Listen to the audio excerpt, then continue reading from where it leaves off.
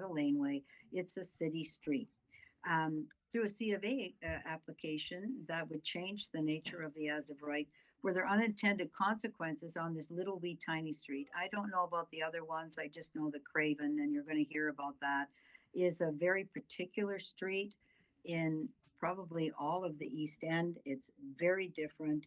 And so, what does it mean to have permissions of this kind on the street? And we're going to hear about that tonight. We're going to listen, city staff, hear about this. How are we going to proceed on the 24th of October? Staff are going to listen to everybody and say, are we taking that out? Are we leaving that in? Is there some way to do this without having an unintended consequence of monster homes across a little wee street, tiny wee street in East End? And I'm happy to come with anybody on Craven. You'll hear about how particular it is. So thank you very much to the staff for spending this time.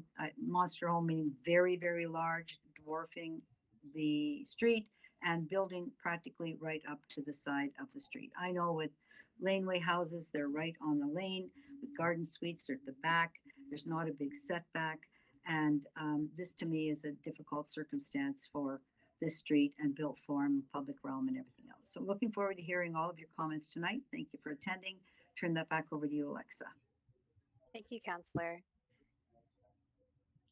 Okay, so tonight I'm going to provide a high-level overview of the study area, the context, and some of the review that has been conducted to date, and some of the policy context regarding the subject area and the garden suites, which some may find helpful. As previously mentioned, staff have been directed to review the history and classification of Craven Road, so staff developed a subject area boundary for the purpose of this review, which is shown on the graphic here. But the key focus of our review is Craven Road and the relationship of the properties that abut it.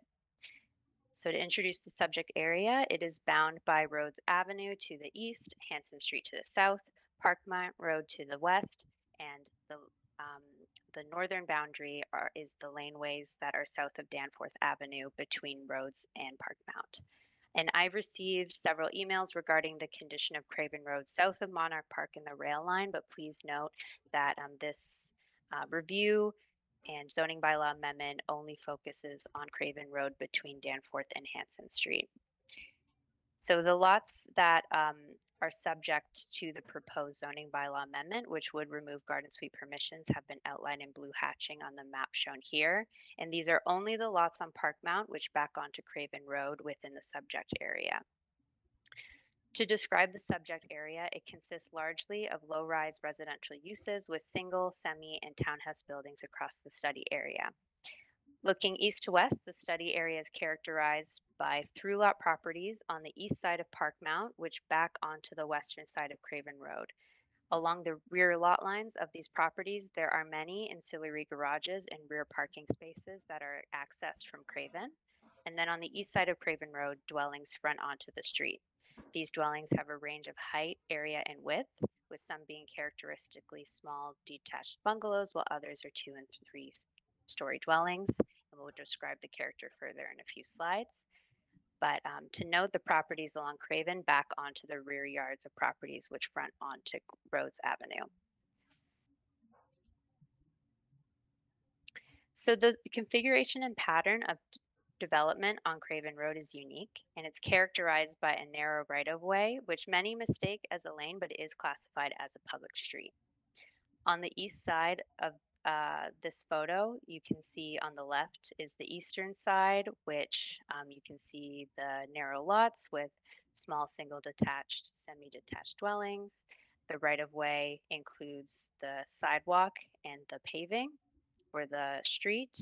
And most dwellings on this eastern side have a shallow front yard and side yard setback. And then on the western side, you can see some of the ancillary garages and rear yard parking spaces. Now I will provide some more pictures of Craven Road moving from north to south, which further demonstrate the character of the street. So here are two views on the east side of Craven Road for the left image, and then the right image is the west side of Craven Road. So this part of Craven Road is near Danforth Avenue. and these images display the infill townhouse development, which have taken place more recently. But moving further south, you can see the variety of dwelling types and range of heights and setbacks that exist on the narrow lots along Craven Road. And you can also see some more examples of the rear parking access from the west side of Craven Road. And moving further south, you can see this pattern continue with varied housing types on the east side of Craven Road and further garages. And then here's another example of the streetscape even further south, just north of Hanson Street. And these photos demonstrate the narrow nature of Craven Road by comparing the view looking north along the street with that for Parkmount Road. The subject area is located south of Danforth and west of Coxwell. To the north is the 2 to 3 story mixed use area along Danforth Avenue.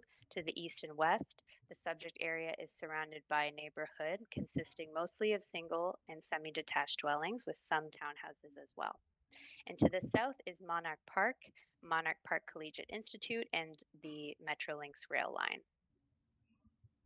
As for local community amenities, the subject area is in close proximity to schools, park, transit, and cycling infrastructure. Um, some local amenities include Monarch Park Collegiate Institute, St. Patrick Catholic Secondary School, Earl Haig Public School, Monarch Park, Felstead Avenue Playground, Robertson Parkette, and Coxwell Avenue Parkette. It is also close to transit with Coxwell and Greenwood stations closely nearby, and the TTC bus route 22 running north and south along Coxwell. There's also a protected bike lane on Danforth Avenue and on-street shared cycling route on Monarch Park Avenue. So as previously mentioned, staff were directed by council to review the history of Craven Road. So Craven Road does have a long history, which we cannot fully go over today, but I will provide a high-level overview for everyone tonight. So in the early 1900s, Craven Road had emerged as a narrow street that ran from Queen Street East to Danforth Avenue.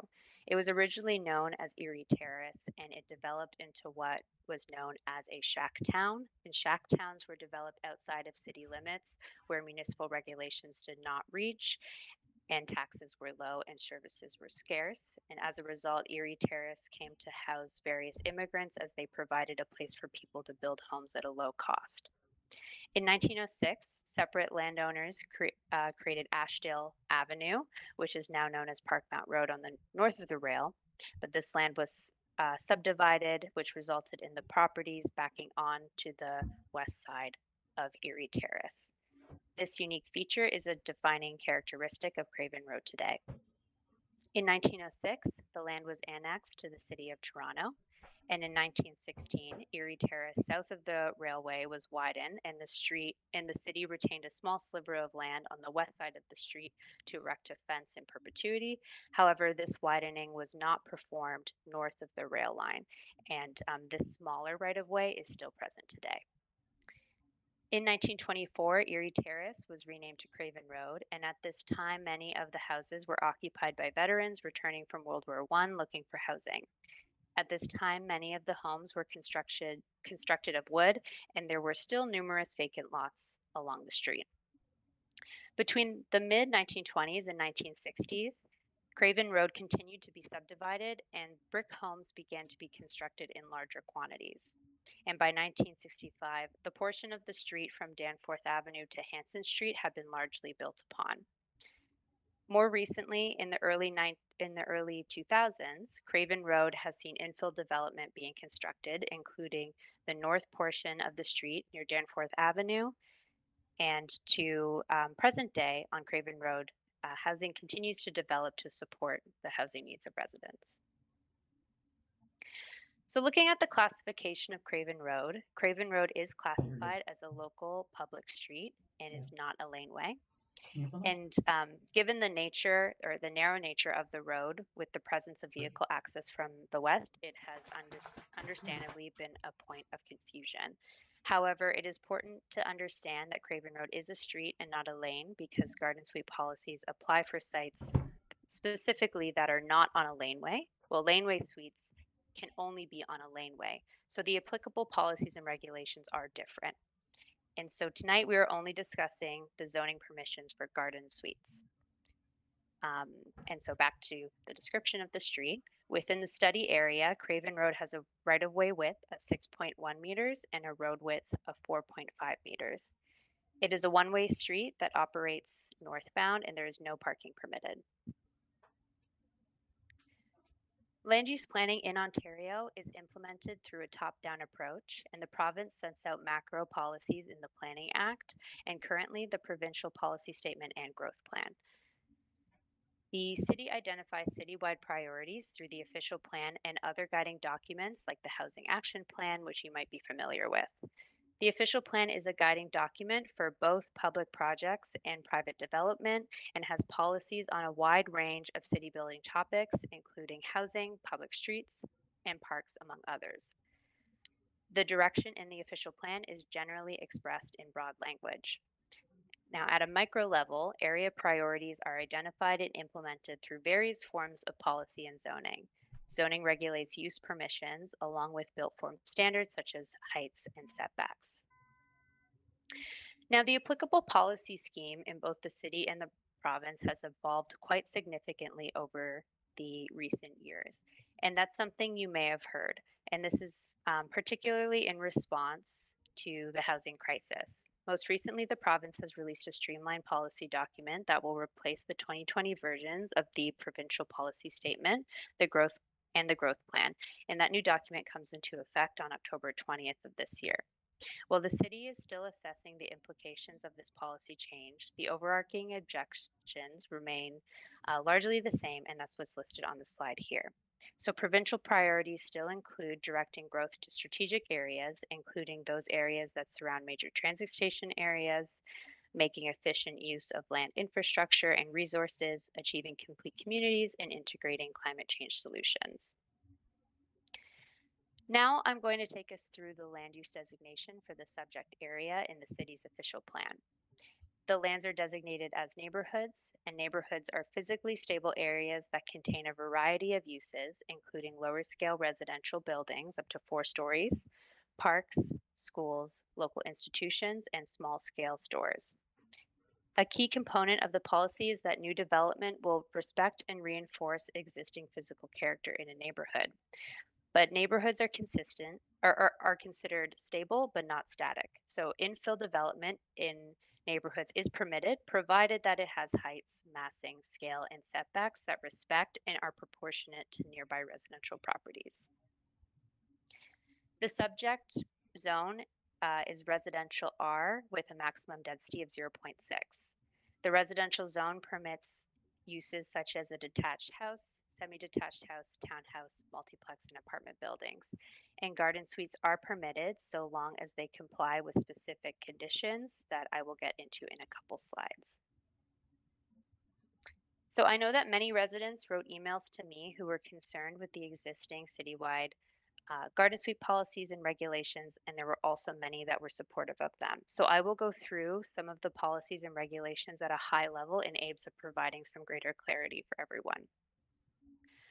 Guiding principles for the garden suite hold both the garden aspect of the lot and the suite itself of equal importance, meaning the core intention of garden suite policies are to promote the gradual expansion of housing options within neighborhoods by enabling livable, lower scale, detached accessory dwelling units throughout the city while holding equal importance to the protection of natural environment, urban tree canopy, and soft landscaping character that is supported by private yards within neighborhoods.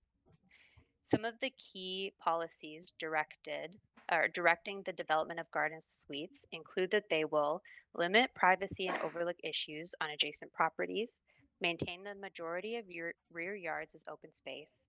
The location, massing, and design of garden suites should not result in the injury or removal of a healthy tree, and that they will ensure that stormwater management is maintained on site. The garden suite zoning policies are quite technical as they take into consideration many different types of lots and scenarios. I will highlight citywide zoning regulations that are most applicable for the through lot condition that is present on the west side of Craven Street. So garden suites are permitted on through lots. They are permitted to a maximum height of 6 meters, which equates to 6 stories. There is a minimum rear yard setback for garden suites on through lots that is 1.5 meters, but this is only the case um, where there is no parking space that is accessed through the rear lot line. And where there is a parking space with access from the rear lot line, the rear yard setback is 6 meters. And to note, no angular plane is required where the garden suite abuts a street. So here I have highlighted some examples of garden suite scenarios on through lots. And so today we are focusing on the minimum setbacks and heights. That has been a key consideration for the community, but please note that the zoning has additional requirements, including for minimum separation distance from the principal dwelling, maximum height, minimum required soft landscaping, and maximum floor area, to name a few. So in scenario one, you can see that there's an example 2-story garden suite that would have a minimum rear yard setback um, of 1.5 meters because there is no parking or vehicle access provided.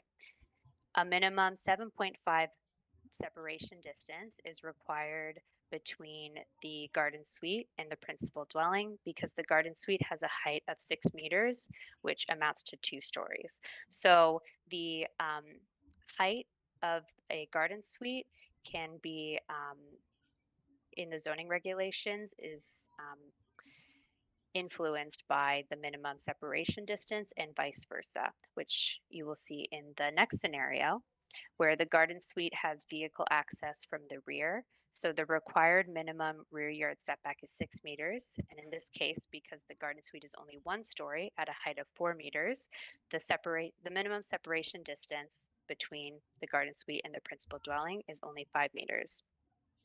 There's also permissions for garden suites within legally existing ancillary garages.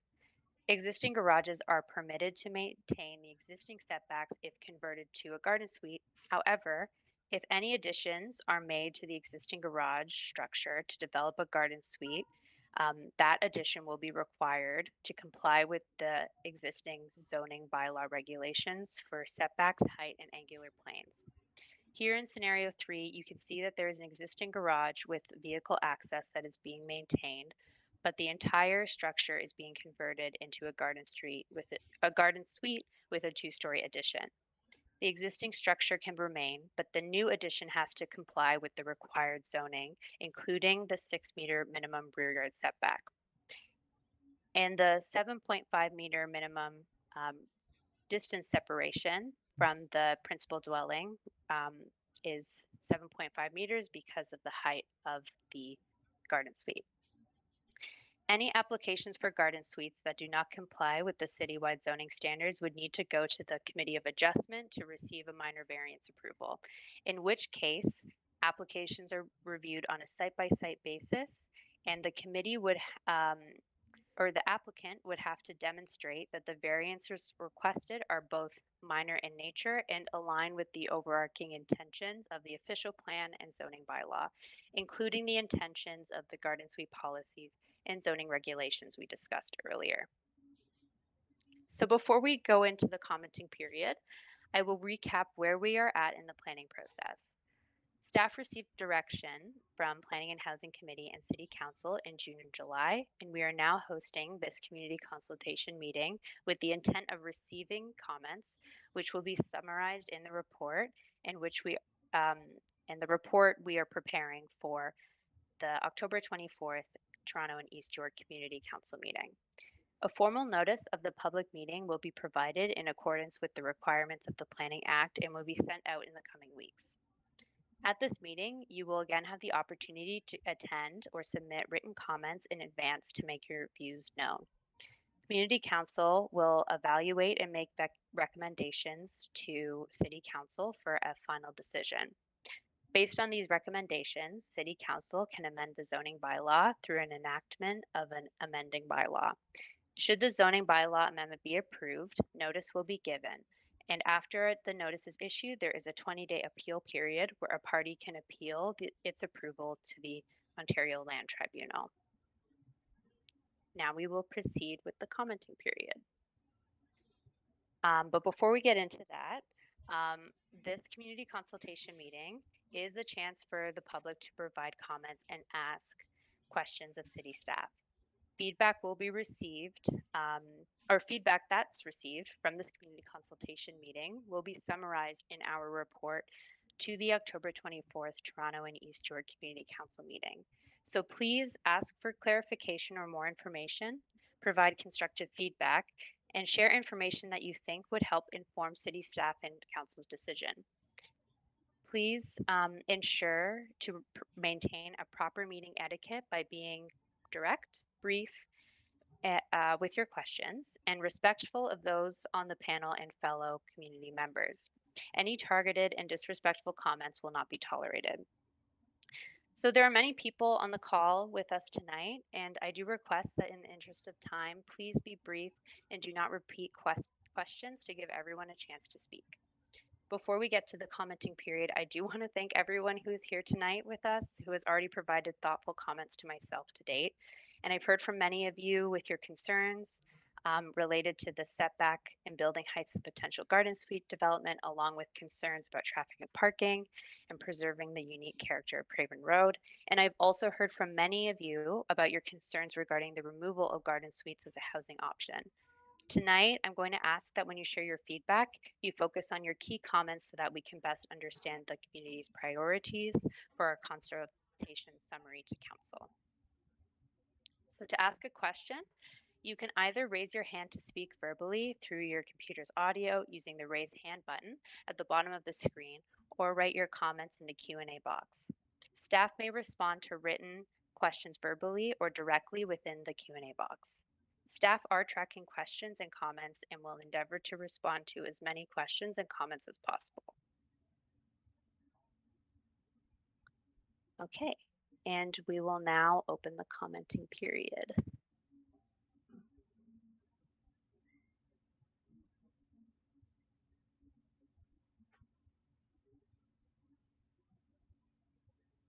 Cameron, we have a first question or comment. Okay, so we'll start off with a raised hand. Aaron, I'm going to unmute you and you can proceed to ask your question.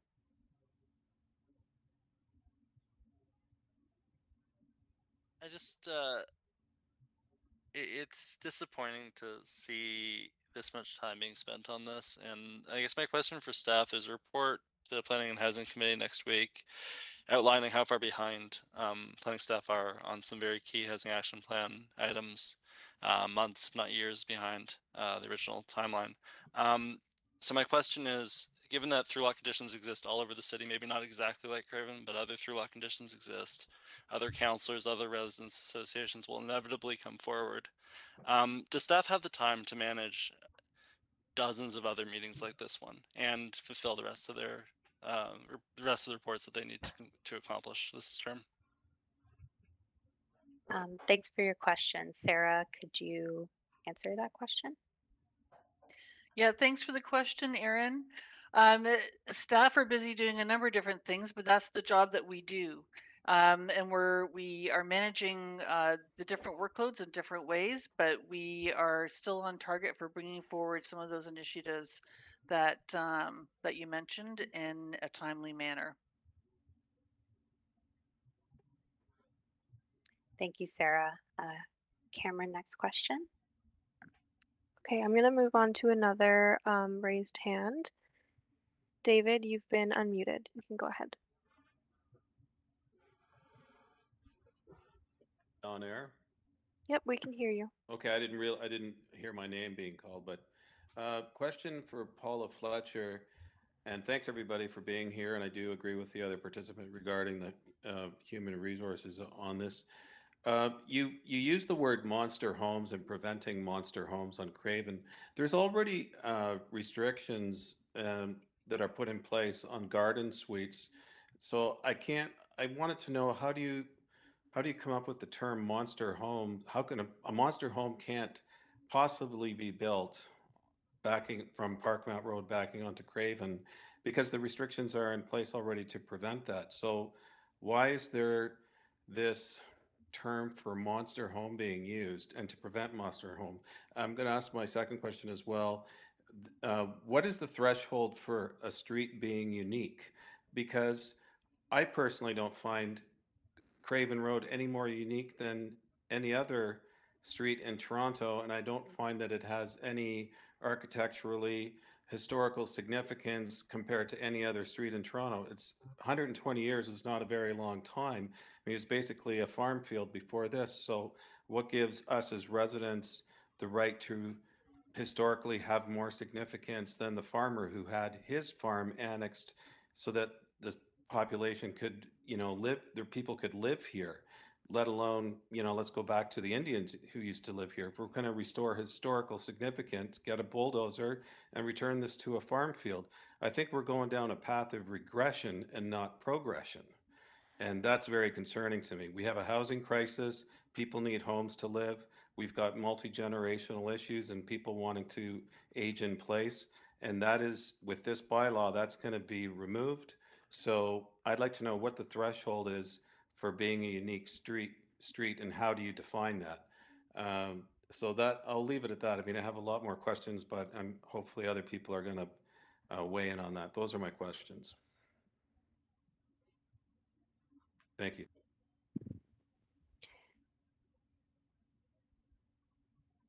Thank you, Councillor Fletcher. Would you like to respond to that? Oh, sorry, you're muted. Just to be clear, I said it wasn't a monster home, but this was initiated through the Committee of Adjustment, as you may have heard, that you can then apply for changes. And there were many changes applied to as of right. And so that's where this was initiated from. But generally, this is a staff presentation and answers, and I'll answer some of those at the end, Alexa. I won't be part of your planning staff. Okay, that's your professional. Thanks. Thank you, Councillor Fletcher. And just on that note, if any comments could be directed towards staff for this commenting period, that would be appreciated. Okay. Cameron, do we have our next question? Sure. Maybe we'll move to a written question. Richard asks, how do these guidelines for garden suites backing onto a road differ from city guidelines for laneway housing? So there's a few ways that the guidelines differ. One, a key component being the difference in the definition, which I described earlier, but some of the regulations include different requirements for angular planes. So for example, the angular plane requirements on the side yard are required for garden suites, but they're not required for laneway suites. And there's also, for example, a different rear yard setback requirement. Caroline, is there anything else you would like to describe in terms of the differences? Speak to the angular planes as well? Differences Yeah. in angular planes, yeah. But the main factor is whether or not it's on a public lane. Garden suites would not be on a public lane, similar to this situation here that's on a street and they're through lots. Thank you, Caroline. Cameron, we'll jump to the next question. Okay, Gohar, I see that you've had your hand up for a while, so I'm going to unmute you and you can go ahead and ask your question.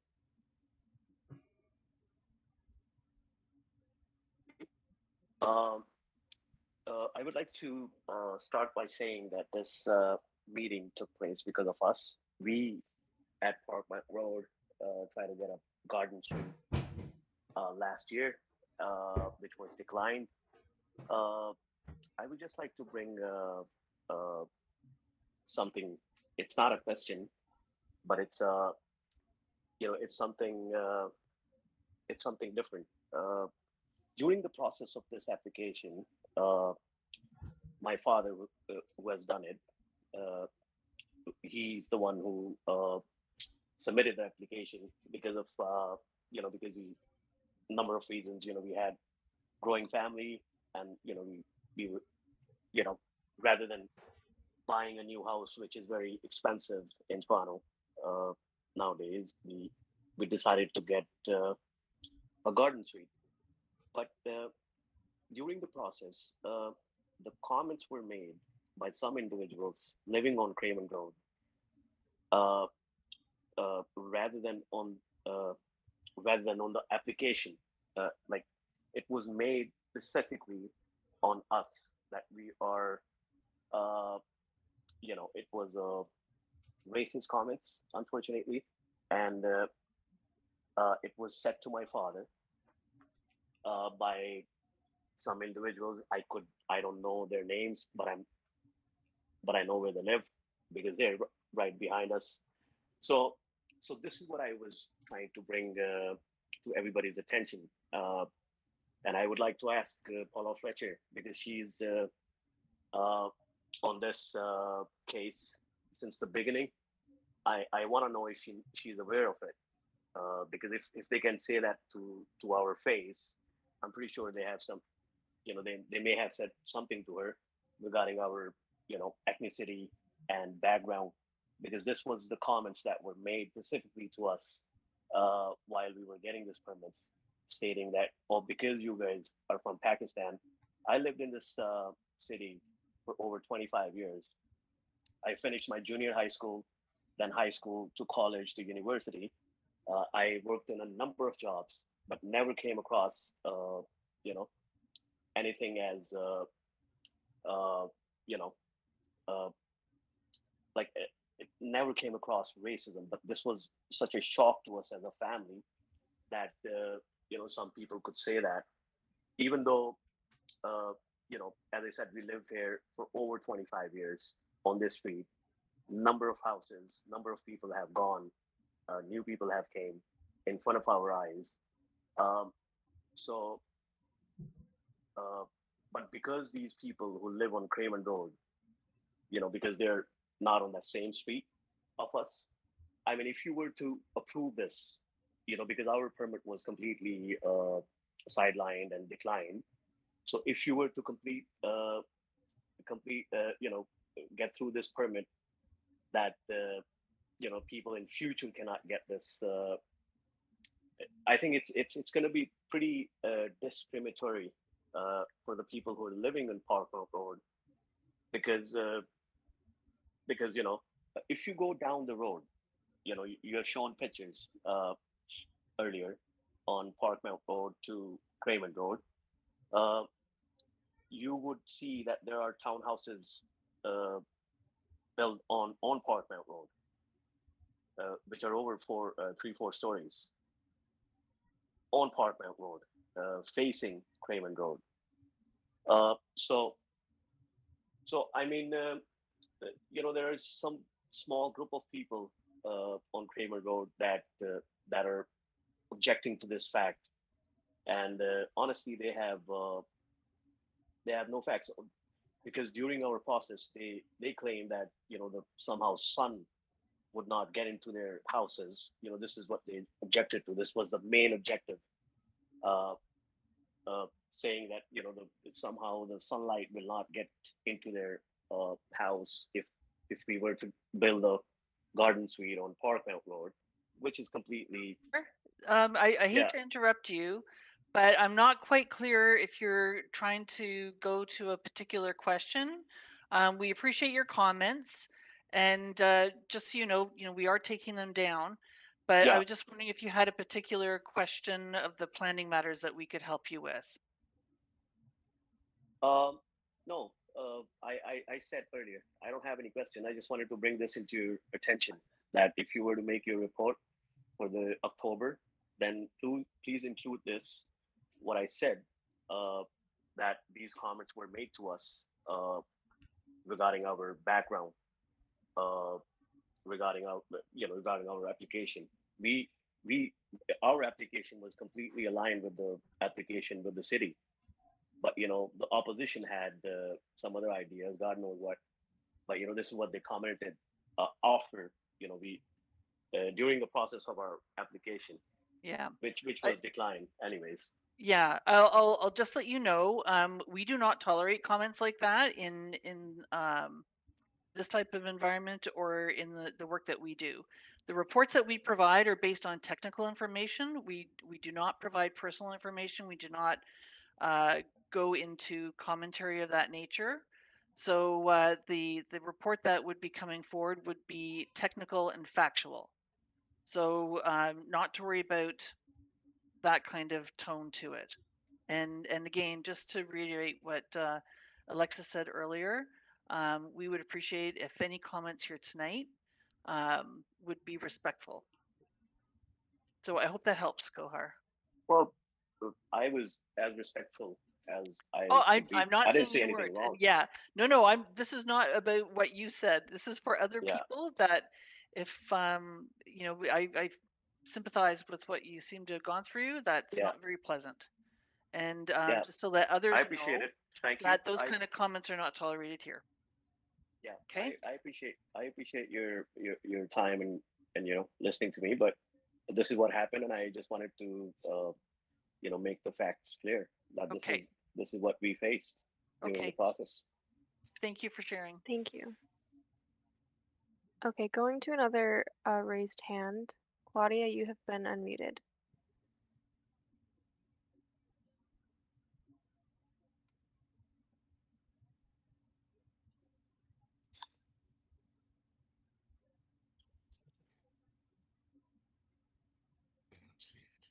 Oh, Claudia. Oh, hello. Oh, hi. Thank you very much for taking my comment, and thank you very much for setting this up and for allowing us the opportunity to speak about this. I have a question regarding the 7.5 meters distance that applies when a home is two-story and the distance from the auxiliary home to the main building. And what happens then if the distance from the auxiliary building to the Craven Road home is less? So you're allowing adequate space from the main building to the auxiliary building, but if the auxiliary building is on the lot line or grandfathered in as of right, the homes on Craven, due to the narrow nature of Craven, would have a lesser distance. And then the second thing I just wanted to address was the comment about monster homes. I think it's all relative. On Craven Road, the lot sizes, um, well, 48% of the homes are under 1,000 square feet. And and in terms of lot sizes, 82% of lot sizes are under 1,500 square feet. So these garden suites can be very large.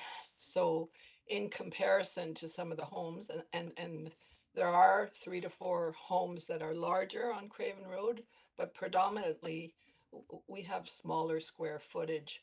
So that inequity is what is disturbing.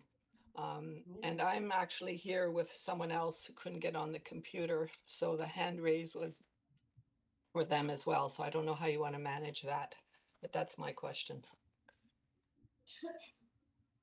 Thank you. I think if you want to raise your hand again, then we can get back to the person that you were with, just so that we give everyone else the opportunity to have their comments and questions heard. But just to address your question regarding the separation distance, the minimum separation distance that's prescribed in the zoning.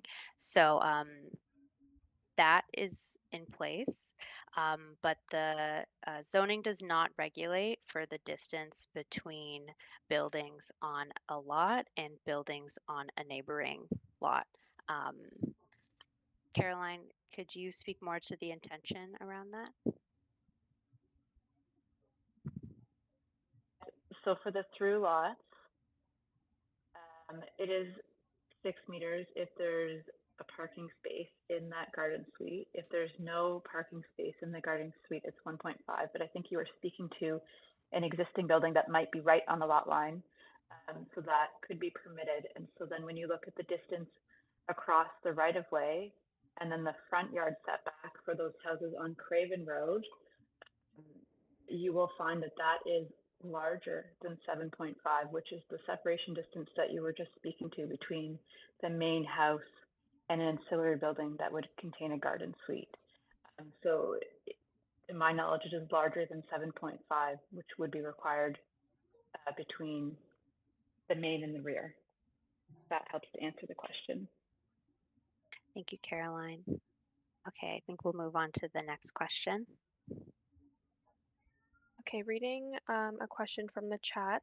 If the goal is to preserve the character of the road, are there any restrictions being placed on developments on the east side of Craven in order to respect the character of the road? And if not, why?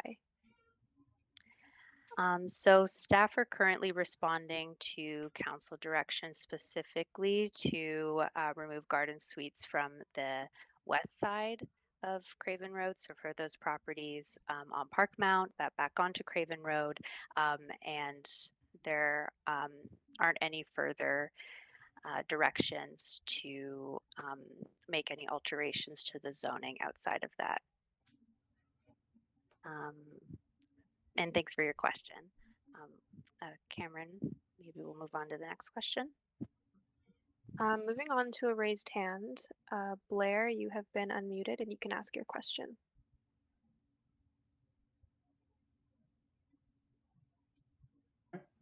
Yep, we can hear you. I guess I've got two quick questions. Admittedly, I'm an urban planner and I'm familiar with the Planning Act. And I'm curious to know, from staff's perspective, there's a section of the Planning Act, it's section 16, subsection 3, regarding restrictions for residential units. There's 3 specific pieces of legislation there. What about that piece of legislation is staff under the impression makes this legal? Because my understanding and the understanding of the several municipal lawyers that I've spoken to is very clearly indicating that this is not legal, in fact, and contravenes the intent of the Planning Act. And I guess my second question is, if in fact the city is successful in doing this, what risk is there of further destabilizing, garden suite regulations across the city and other parts of the city? And is that in our best interest in the context of a housing crisis, and having just gone through the very difficult work of getting these garden suites regulations permitted, adopted, approved citywide in the first place? Thank you.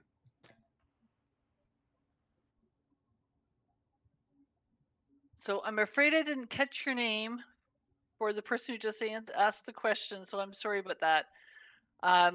But in terms of your first question, we're not going to get into a legal discussion here because certainly none of us are lawyers. But we have checked into this, and it's the city's position that the Planning Act permits the deletion of as of right permissions for garden suites in this area. Oh, Blair. Yes, sorry about that, Blair. And then in terms of your second part of the question, I'm just trying to see what that was, and I'm sorry, I forgot what that was. So maybe Cameron, can we unmute Blair? You're Oh, unmuted now. I think it was destabilizing other areas of the city. There's a number of different ways that we're addressing housing throughout the city. This is just one of those ways.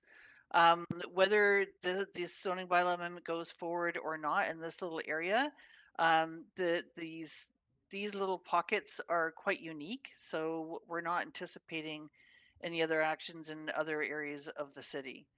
And in terms of the other ways that we're trying to address housing, there's a variety of ways that we're dealing with it. So it's a multifaceted approach that we're taking to dealing with housing throughout the city, and this is just one of the different ways that we're dealing with it.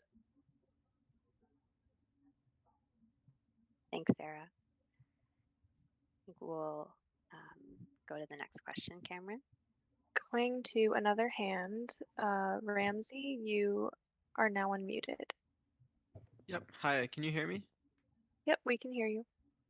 Thanks. I appreciate you giving us the opportunity to speak on this, even though I do think it's kind of absurd and unnecessary that all of us have to waste our time speaking on this in the first place, never mind all the staff hours and money and reports put into this. So my understanding of the purpose of the garden suites policy in the first place was to make neighborhoods more economically, racially inclusive, and more climate friendly. So if council and staff go ahead and ban garden suites from this area, then it seems to me that they're making it clear to everyone in Toronto that some areas, if they're wealthy enough and they're able to scream to their city councilor, can be exempted from this inclusivity environmental goals that we're asking from the rest of Toronto. That's not a Toronto that I, or I hope anyone in this call, want to live in. I hope it's not one that staff want to live in either. So my question is, why are we doing this policy in the first place? It sounds like, from what we've heard, that we're doing this for racist reasons to keep Pakistani families out. And I really hope that's not true. Thank you. Wow. Yeah, what we're doing here tonight is a direction from City Council, and we're looking to get comments back from the community. So I hope that helps for understanding why we're here. And we're dealing with the planning matters on this.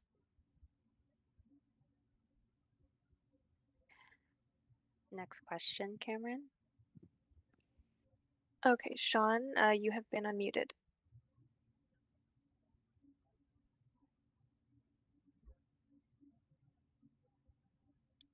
Sean, if you're speaking, we can't hear you. Hello. Oh, okay. Section 35.1 of the Planning Act specifically says the authority to pass a bylaw under Section 34 does not include the authority to pass a bylaw that prohibits the use of garden suites on land. So as planners, not lawyers, but as planners, do you think that that section of the Planning Act applies and that this is a giant waste of time directed by council? And two, can you also confirm that basically every lot on the east side of Craven could be replaced with a 3-story, 11-meter tall multiplex, entirely in compliant with the zoning bylaw, and that the concerns, oh, and they could also have garden suites in the backyard, of course, because the bylaw permits that. There's nothing specific or unique about the east side of Craven that would prevent that.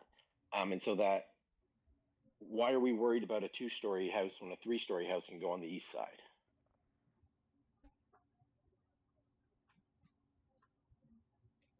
Well, thank you for those comments. Again, we're here to collect comments from the community. We're not here to postulate or opine about other matters that may or may not even hold water. So in terms of your original comment, we appreciate your thoughts and your opinion. That's always very helpful for us to understand that. And then in terms of your second part of the question on the east side, I think we'd have to look at what came forward on an individual site specific basis and what's permitted under the zoning in those particular circumstances. Thanks, Sarah, and thanks, Sean, for your question. Cameron, we'll move on to the next question. Okay, I'm going to do another raised hand. Eric and Stephanie, you are now unmuted. For taking our question. So this process, I mean, has been eye-opening to say the least. I'm kind of just curious, you know, we've done a little bit of reading on the city website, the process. Typically, as I understand it, when someone seeks to make a zoning bylaw amendment, the city requires a number of studies to be done, applications submitted. I believe the city staff will often perform a study. I mean, this seems especially important in this case where clearly this isn't some sort of a win-win application. There are we've already heard huge negative impacts on a constituency that's being sort of targeted of residents through this proposal. So I'm just wondering from the city staff perspective, you know, was a study done on this? Will there be a study done on this? I mean, we've heard that this may be motivated by a personal grievance of one of the Craven residents. You know, this really seems that, you know, the city staff probably has a role in terms of mediating that and determining whether this is in fact a legitimate proposal or not. So I'm just wondering from a staff process perspective, you know, do you expect to perform a study on this? What would trigger the city staff doing a study on this? Clearly, there's quite a bit of opposition you've heard so far today, right? So it seems to merit some further analysis before it does go back to council. Also, I'll just add that it seems like a very rushed process since we found out only in September about this. Thank you.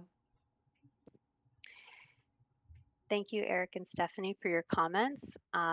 I do just want to reiterate that this was a council and committee initiated process in terms of the um, review that was directed in the zoning bylaw amendment. Um, a study has not been conducted to date, but staff will be responding to council direction on this matter. And thank you for your additional comments as well. Cameron, we'll move to the next question. Okay, Yvonne, you have been unmuted now. Oh. Can you hear me? Or We can hear you. It's a little faint, but we can hear you. okay, let me talk a little closer then. Is this better? Yes, I a may just be little. soft-spoken. Thank you very much for organizing this.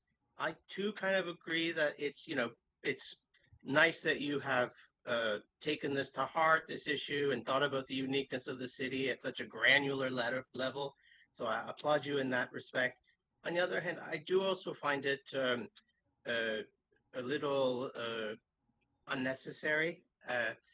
I think with the intention, the garden suite proposal at the back of Craven. I'm also a Craven resident, but actually I would be for more density. So I understand that the garden suite is more restrictive than the laneway, and that laneway doesn't apply here because it's a street and we're talking about through lots. But nevertheless, a laneway is only 5 meters wide. This street is 6.1 meters wide. That's the street. But then the properties that's face to face with is about 10 meters. So when you go from a 5 meter lane that allows for 2 floors and you go to a 10-meter setback between buildings, you should now allow for 3 floors without any, I mean, the cardinal rule in urbanism is a street width to height ratio. You're fulfilling what we should have is the garden suite should not apply, the laneway suite should not apply. We should allow for much higher density along the west side of Craven. That's my comment. The other thing is that you're missing precedent. So you don't have any examples of a mews, like a British mews.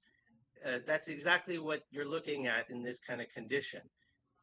Or even other streets, maybe thinking further on than just Toronto's very myopic look at Toronto alone. I think integrating maybe some urban planning from elsewhere, like city streets in Toronto are ridiculously wide.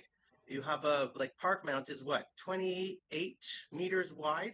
That's wider than the largest boulevards in Paris that have 4 to 6 stories or even higher, 8 stories on them. So when we're talking about, building good housing for people, offering people, these people that are just hogging land and not allowing for more development, more density, is a real problem. And there's no strategy yet coming from the city, to look at how to densify on these ridiculously wide streets like Palmerston, uh,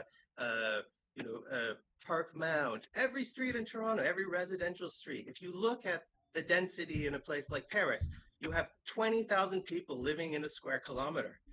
In Toronto, it's 4,800. So you have lots of density. You've got lots of potential. Toronto is also 6 times larger than Paris. I'm talking about central Paris. I'm talking about Toronto, not the greater Toronto area. Toronto is 630 square kilometers. Paris is about 105. So it's 6 times bigger. And we're going on about housing challenges and these little myopic details of urbanism has to be planned like this. And I think you need to get your head screwed on a little more. Just look at the numbers of what other places are doing and what you should actually be projecting. And then realize that this is incredibly petty on the larger scheme of things. Now, I do appreciate the granularity and your intentions of dealing with the public honestly. But come on, there's more pressing issues, and you really have to hit I come from a generation who will never be able to own a home in Toronto. And this pettiness of this older generation, I see the younger ones here, but someone has to speak up and express the frustration of having to work in a city where you can't live, and and the possibility is there. You just have lots of people that are just soaking up a bunch of land, and there are tons of. I would suggest you look at land reform policies from Japan, like land readjustments have been taking place for 400 years in Japan, where they agglomerate, properties together and densify them in a way that's community based. So I feel like These here's are what all I'm just very, saying. yeah, I want you to hit higher. This okay. is like That's this is good to really know. below the bar. Yeah. If you put it too low, I'm afraid you're gonna trip over it. It's got to be up above your head, not here. Okay. Increase the density. No garden suite, no laneway suite. No, it should be a completely different suite that allows for even higher density. Okay. Thanks very much for your comments. It's always good to have some different opinions. Yeah, and again, thank you for your comments and thanks to everyone who's provided comments so far. Just looking at the time, we are going to wrap up at 8:30 and we have many hands left and we have many comments and questions that have been provided in the chat. So I just ask everyone to please keep to one question or comment at the time and remember to be brief.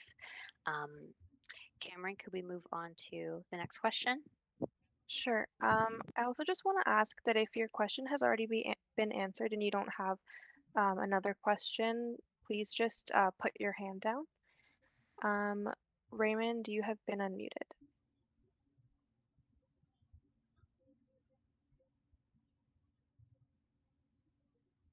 Yep, we can hear you. I don't know who's chairing this meeting, but I'm getting angrier and angrier because people are making big, long speeches, and I thought this was a question period. So my question is probably to Councillor Fletcher. Why has Craven Road been divided into two sections by the city on this issue? Like, we're just dealing with north of the railway tracks, but the majority of Craven Road is on the south end from Queen to Monarch Park. That's me. Raymond, thank you for that. We're making note of the questions for Councillor Fletcher and we're providing them to her at the end of the meeting. So we've taken note of your question and we'll make sure that that gets directed to Councillor Fletcher at the end of the meeting, after the meeting. Okay, moving on to another question, another raised hand. Jeffrey, you're now unmuted. Can you hear me? Yes, we can. Okay. Hey, good evening. Yeah, I'd just like to make a comment that this proposed zoning bylaw amendment is not a good idea. Yeah, the city council should not approve it. City council should not be contemplating it. Yeah, I think it's very important to hear such stories as Gohar's about racial discrimination in the planning process. Now, my question is, if you're planning on reducing the allowed density and allowed amount of housing on Craven, where will you be increasing it to compensate? Because, because demand doesn't just go away. This is a major transit station area as well. Between 300 and 700 meters of Coxwell Station. So where around Coxwell Station will we be increasing or making more generous the zoning permissions? Just to clarify, the direction that we have at this time is just to look at this particular matter. We've not been directed to increase zoning in other areas to compensate. So we're keeping focused on what we've been directed to at this point in time. But there are other opportunities in the vicinity, in mixed use areas and other areas more directly related to transit that may have opportunities for intensification that is a very different nature than what we're talking about here.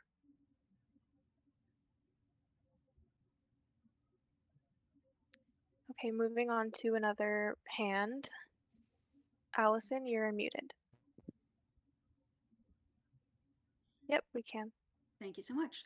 I'm on the lower end of Craven Road, side of the tracks, and about 10 years ago, I made a blog called On Craven Road, which basically kind of looked at the history of the street. And I just wanted to kind of share with folks here that in 1912, the Toronto Star talked about this street and the fact that there is not enough room to build houses on both sides of what was then called Erie Terrace. And the city will have to find some way out of the difficulty. There's like a number of articles from the Toronto Star in like 1912, 1913, all the way through to 1914, where there was the widening of the lower part of Craven. And the last mention is there having been a sort of family quarrel between some residents of Ashdale Avenue and Erie Terrace. So this is not a new thing. It is not anything to do with particular people. It is a historical quirk of the geography of having a one-sided street. And I've heard the word, not here tonight, but on Reddit, the word NIMBY thrown around. I kind of wanted to coin a new alternative for that, which is Yibby Fimphy, which is not in my backyard, but your backyard faces my front yard, so please plan accordingly. So I just wanted to kind of share that, and if people want to look at the On Craven Road blog, it's at bit.ly/Craven-Road. My question really is, if this motion does go through, will the residents on Parkmount have absolutely no opportunity to build anything, or is it a possibility that they will still be able to build, just not with the garden suite guidelines? Is there perhaps even a chance that a new set of adjusted guidelines could be created specifically for this unique area? Or, in a nutshell, what I'm asking is this less of a brick wall to their hopes and more of a setback?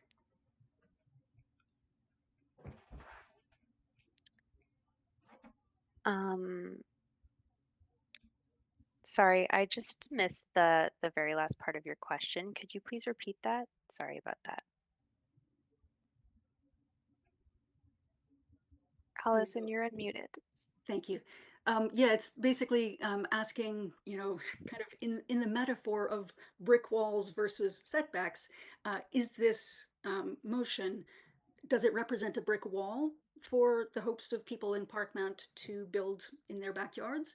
Or is it more of a setback that they'll still be able to build something, they just won't be able to build it under the garden suites guidelines? Okay, thank you for your comment or for your question there and for your comments as well. So this zoning bylaw amendment would, that's proposed by the city council direction. It would specifically remove garden suite permissions for the houses that back onto Craven Road. There are still permissions for multiplexes for further development in terms of additional suites and units that can be permitted to be built on a residential lot in a neighborhood. I hope that answers your question. Maybe we'll move on to the next question. Okay, Matt, you've been unmuted.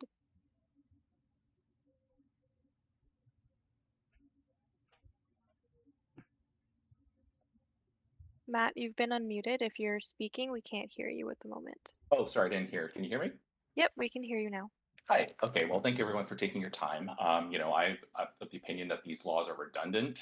As Alexa Hardy has outlined, there's already setback rules in place for through garden suites. They're regressive. There's a ban for something there. There's already some pretty clearly defined rules protecting the Craven residents. And it's just absolutely ridiculous given in BC, you're already allowed 4 plexes, and if you're near transit, 6 plexes. So the fact that we're arguing about an oversized garage is quite frankly ridiculous. And just with the last comment, a ban is a ban. Like I don't know how else it can be interpreted, or people saying later that, oh, I didn't realize the ban was going to actually mean you can't build anything. But I guess my question is, given that you guys have outlined that there's been no study conducted and it's been directed by council, I've gone back and listened to Paula, some of your characterizations, and even how you earlier, at the beginning of this call, defined a garden suite needing to back onto a garden. Like, that doesn't seem to align with the definition of a garden suite as the Toronto has defined it. It's not in the bylaws. And the reason it's called a garden suite is because it's built in a garden, not necessarily because it backs onto a garden, which would have broader implications on the rest of the city that doesn't back onto a garden, but allow garden suites. So I guess question one is, I guess, like, is that part of the definition? And if not, Councillor Fletcher, given this is kind of the precedence that's been used to drive this through council without a study, where did this definition come from? And two, I guess part of the characterization that's been put in front of council as well is characterizing this neighborhood as being mostly or predominantly small homes. And since there's no study, I've actually taken the liberty to go through public real estate data and have found that the average number of stories along this ban area on the Craven side is 1.9 stories. Over 65% or more of the homes are 2 stories or above, and the average lot size is 1,440 feet, which is very comparable to a semi in the rest of Toronto that's 15 by 100 feet. So I'm not sure how you can characterize these mostly as small when those are the averages of this neighborhood. So again, this question on definition is mainly because a study was skipped. I'm sure the city can, if they did a proper study, could come up with proper data. But I guess, Councillor Fletcher, what data points are you using to push this forward in both the definition of what a garden suite is, as well as what you're characterizing as small? Thank you for your question, Matt. I'll just put a reminder out there that for the purpose of this commenting period, we're requesting that questions only be directed to staff members and not the councillor present. To answer your question regarding the definition of garden suites are permitted on any lot that is within residential neighborhoods that are not on a lane that meet the specific use conditions that are laid out in the zoning bylaw. And so those were some of the things that I outlined earlier, like the setbacks, if the setbacks can be met, the separation distances, there's also a minimum required amount of soft landscaping, angular plane requirements, and even requirements for bicycle parking. So those are the parameters that the Garden Suite bylaw and official plan amendment are based off of. And the key differentiator in the definition is just that garden suites are not on a laneway. So but thank you for your question and comments. Cameron, could we move on to the next raised hand? Sure. Yuri, you've been unmuted.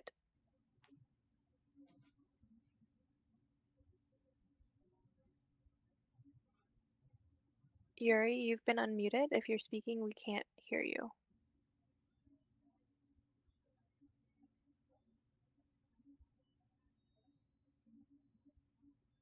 Can you hear me? Yep, we can hear you now.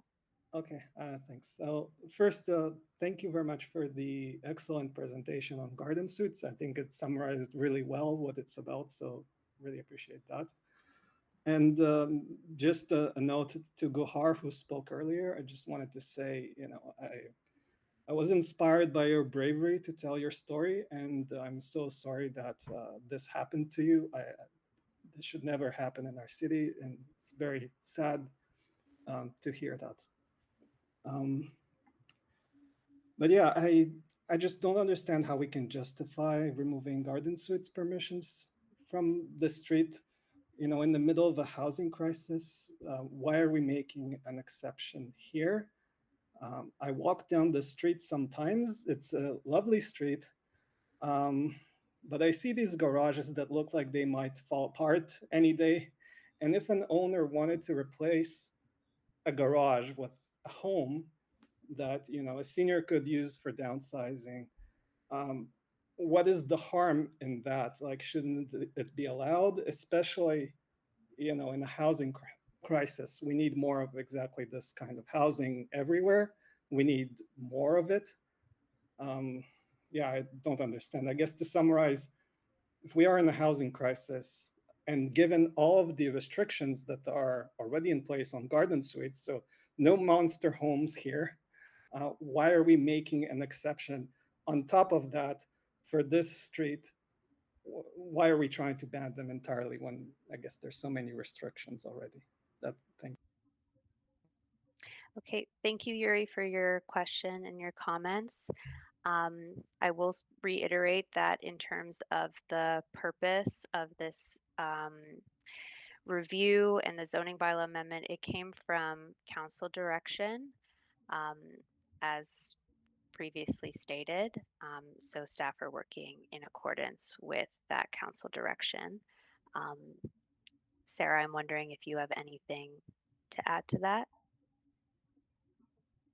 Yeah, I think that's a good summary. We're dealing with housing in a number of different ways across the city, like I said before, and there's a variety of opportunities that the city provides for different forms of housing in different areas. This is a big priority for City Council, and we're trying to work as hard as possible to make this happen across the city. So I hope that helps understand.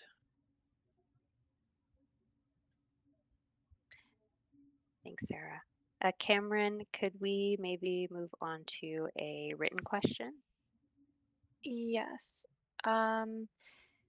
So what is the cutoff date by which residents can provide written comments back to Alexa or other members of this panel via email, where it will make it into the summary provided to council? Okay, so thank you very much for that question. So I will suggest that if you have any comments that you wish to be provided in the summary that will be included in the report going to council, that you provide it to me by October 2nd so that it can be summarized and included within the time period required to provide our report to council. I will also be, and we'll just looking at the time, I guess we'll get into this shortly, but I will also be sending out information regarding the public meeting. So you will have another chance to participate at the statutory public meeting, which will take place on October 24th during the Toronto and East York Community Council meeting. So yeah, so just looking at the time, I will go back to the presentation to go over next steps. Just please bear with me momentarily.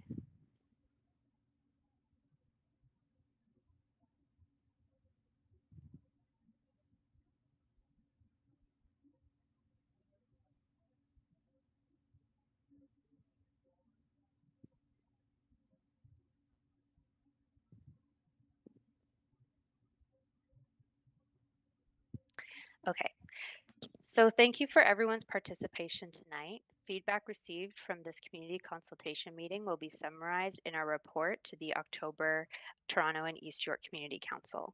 A formal notice of the public meeting will be provided in accordance with the requirements of the Planning Act and will be sent out in the coming weeks. And so at this meeting, like I said, you will have an opportunity to attend in person or submit written comments in advance to make your views known. Community Council will then evaluate and make recommendations to City Council for a final decision. And based on these recommendations, City Council can amend the zoning bylaw through enactment of an amending bylaw. Should the zoning bylaw amendment be approved, notice will be given. After the notice is issued, there is a 20-day appeal period where a party can appeal its approval to the Ontario Land Tribunal. And I will now invite Councillor Fletcher to provide closing remarks. Thanks an awful lot, Alexa, and thanks everybody for being here. Gohar, I just want to say that was a terrible incident. I hadn't heard that before. And of course, so sorry that you went through that. But I want to assure everybody that there's no racial discrimination in the planning process in the city of Toronto. As a matter of fact, it's always the opposite. It's very fair process. So that I just have to say that that is not a test of the planning process, but it was a very terrible thing that you had to go through with your family. As these through lots were added on, and Alexa, I think you made that point very clear that there was another report to council that said, well, we have through lots, which are these odd streets, Craven, one of them. And I'm hoping that our staff will be able to give me a list of them that have these streets that have, as Allison said, one side is housing, but housing couldn't be built on the other side. So in those circumstances, what does it mean to have through lot with any kind of suite? I just want to assure you that this got triggered through the C of A and the T Lab, which is the where you go when you're making an appeal. And so I'd like to have that factored in as well, that these as of right permissions, is there some way to adjust that to make sure that their setback could be better than 1.5 meters or whatever must be looked at. I also just want to, I'm not sure, and it'd be very interesting to have staff report. Perhaps I'll ask that you do that later. What is the price point for laneway suites and garden suites? There's no requirement for any of them to be affordable. It's not like the 100 units of affordable housing that we're building on Danforth near Greenwood, or in Don Somerville, 100 affordable apartments. I don't think there's a requirement for that, but let's have that, Sarah, perhaps you could let us know and know the price point. So these are great opportunities across the city to add housing. Nobody's arguing with that. It is what happens with these little odd streets in the city, what's appropriate there.